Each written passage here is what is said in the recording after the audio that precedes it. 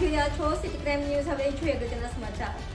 સુરતના કતારગામ ખાતે શ્રી યદુનંદન આહિર યુવક મંડળ દ્વારા 8મો સ્નેહ મિલન સમારોહ યોજાયો। રક્તદાન કેમ્પનું પણ આયોજન કરવામાં આવ્યું હતું।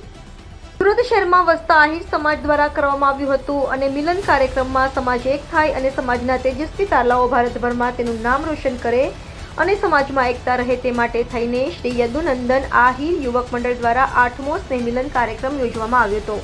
સમગ્ર ગુજરાતભરમાં આહિર સમાજ સુરત શહેરમાં રોજીરોટી કમાવા માટે આવતો હોય છે અને વસતો હોય છે, ત્યારે સમાજના આગેવાનો તેમજ સમાજના ભાઈઓ અને બહેનો એકત્રિત થાય તે માટે આયોજન કરવામાં આવ્યું હતું। શ્રી યદુનંદન આહિર યુવક મંડળ હર હંમેશ આહિર સમાજના કલ્યાણ માટે અને હંમેશા સમાજની સાથે ઊભું રહીને આ મંડળ કામ કરી રહ્યું છે, ત્યારે સમાજના યુવાનો પણ ઉત્સાહિત જોવા મળ્યા હતા।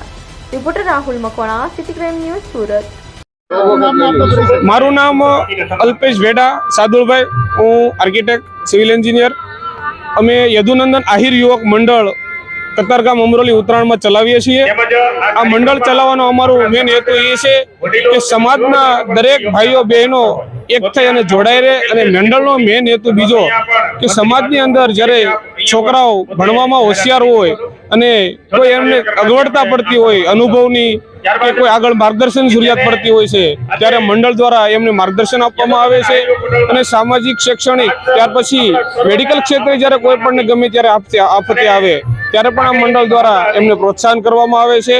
બીજું કે દર મહિને અમારે 100 થી 150 જેટલા યુવાનો એકઠી થાય છે। દર મહિનાની 5 તારીખે જે અમારા સમાજની વાડી છે ત્યાં બધા ભેગા થઈએ છીએ અને કોઈનો કાંઈ પણ પ્રશ્ન હોય, કોઈ ધંધાની અંદર, કોઈ નોકરીની અંદર, કોઈનો પ્રશ્નનો અમે સોલ્યુશન લાવીએ છીએ।